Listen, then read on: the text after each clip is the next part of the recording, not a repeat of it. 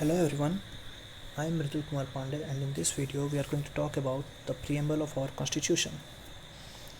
The preamble of our constitution is like the identity card of constitution because it gives us an insight of the nature of the constitution and the objectives of the constitution.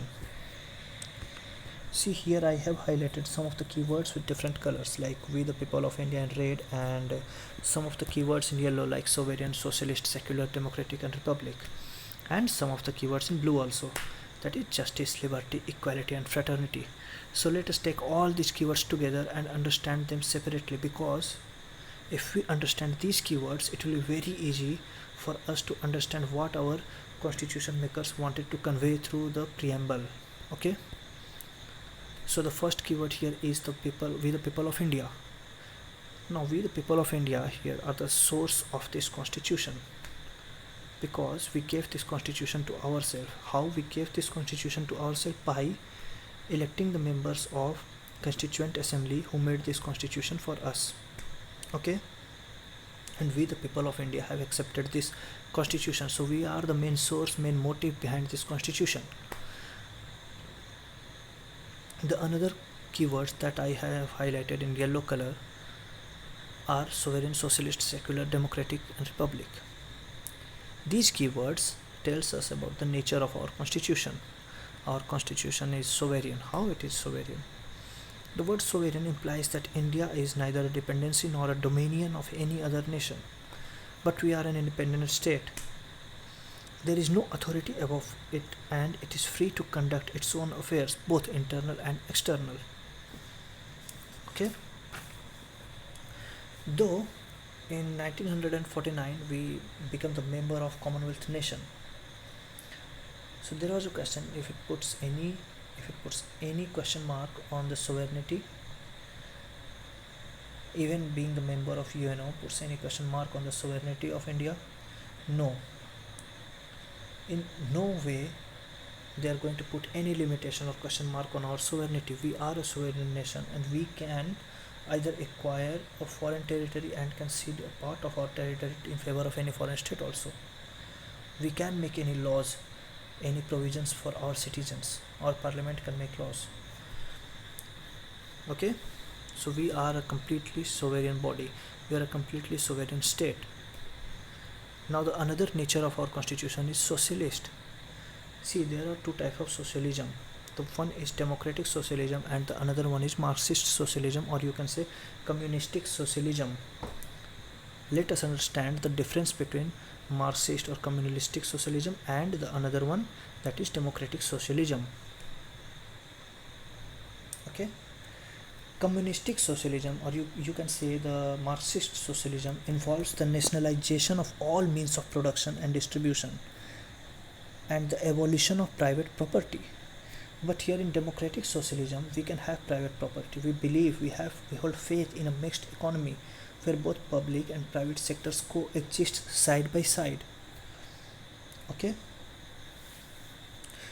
the government can have a check on the private property. In democratic socialism, though government, we have the right to hold private property, but government can have check on our private property, like they can acquire our property in for the purpose of doing any favor for the citizens of India, for anything like building a road.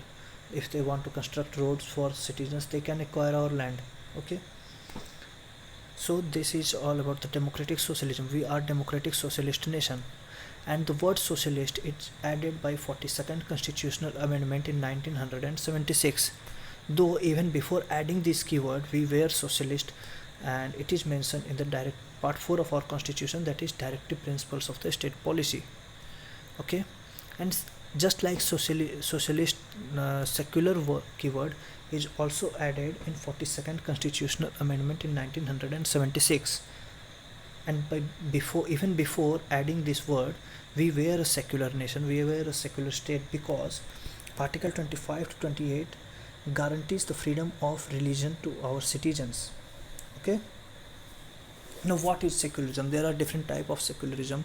Like in USA, There is a secularism where government cannot interfere in any religious affair, but in a communistic secularism, government will interfere in the religious affairs, because religious affairs are very personal, they're very private thing, and no one can do anything related to religion outside their home.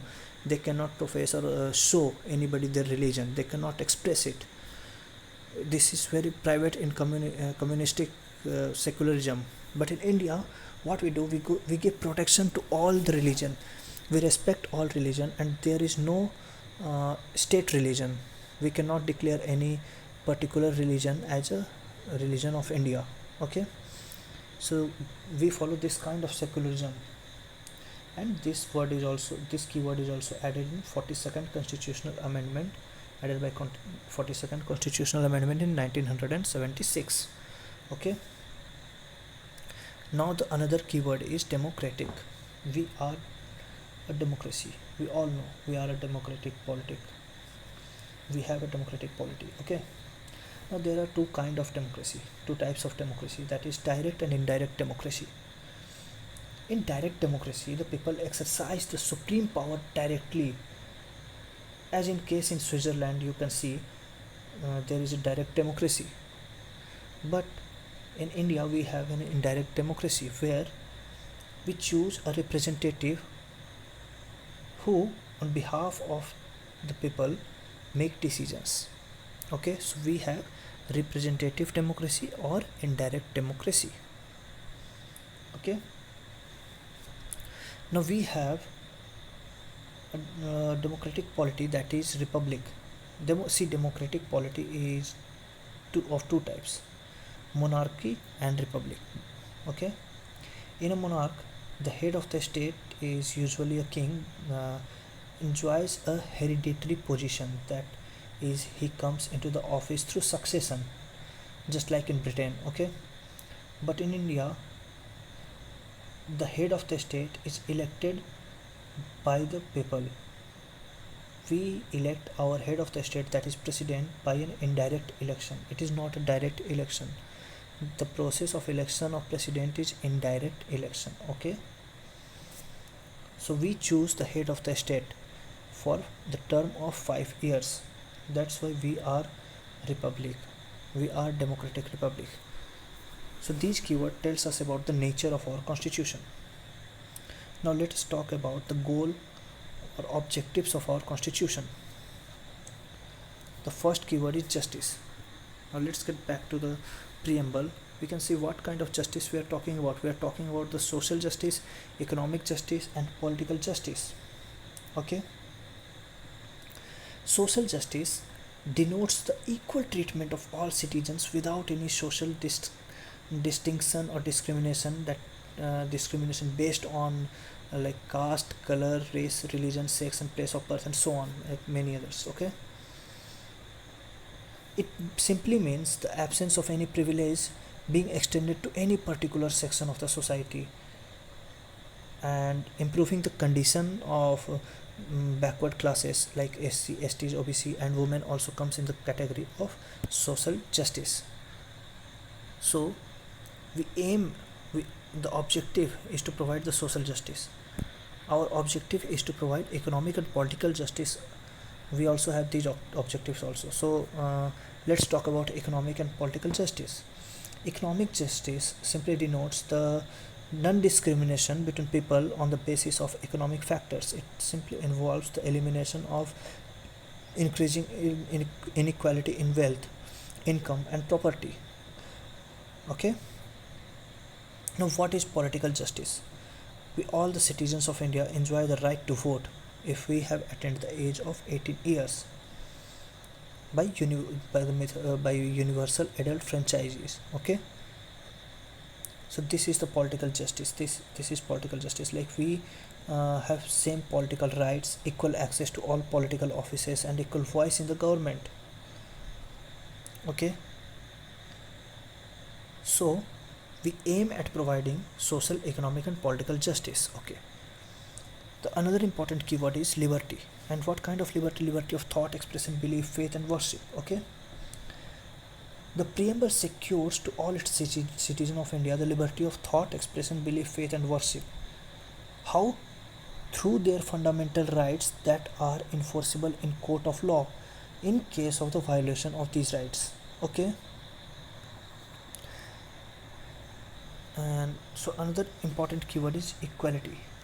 We talk about equality of status and opportunity. What does it mean?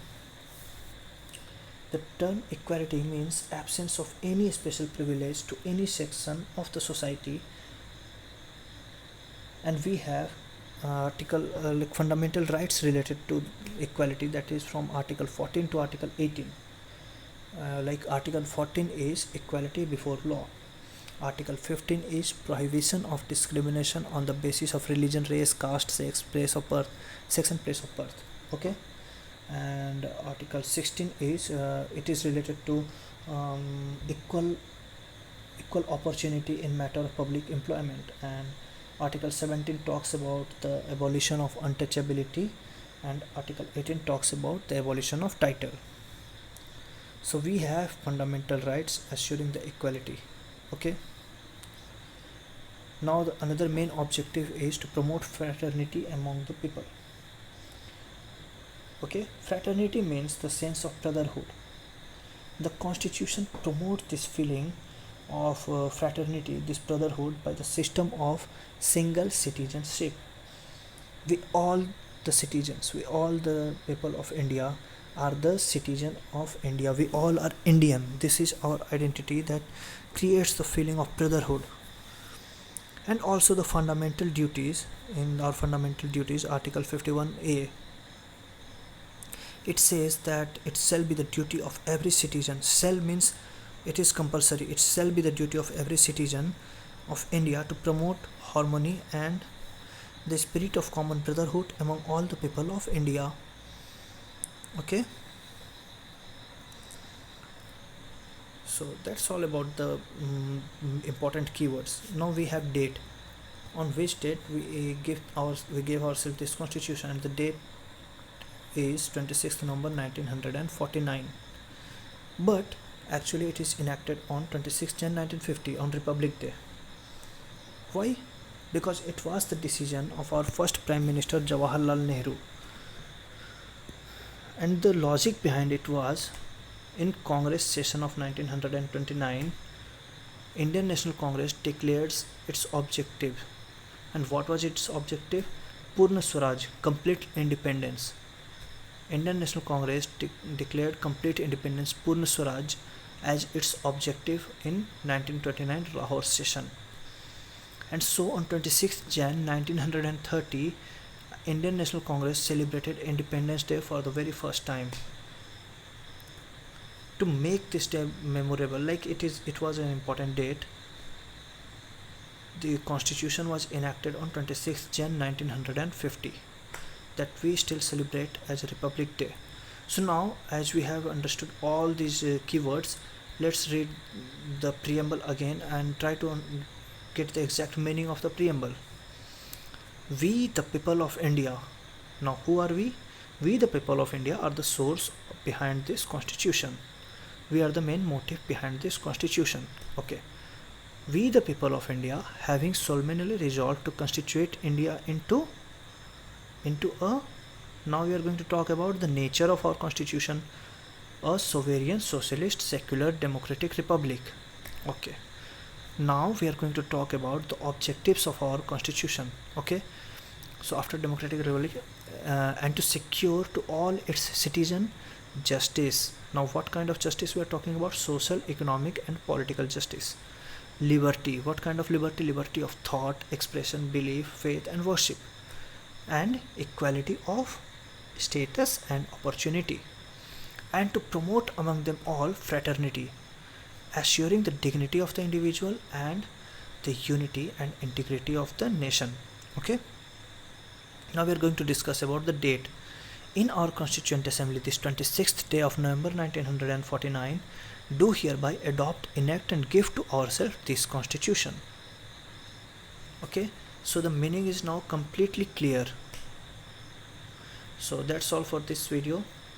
If you like this video, do share it, like and subscribe my channel for more similar videos like this. Thank you.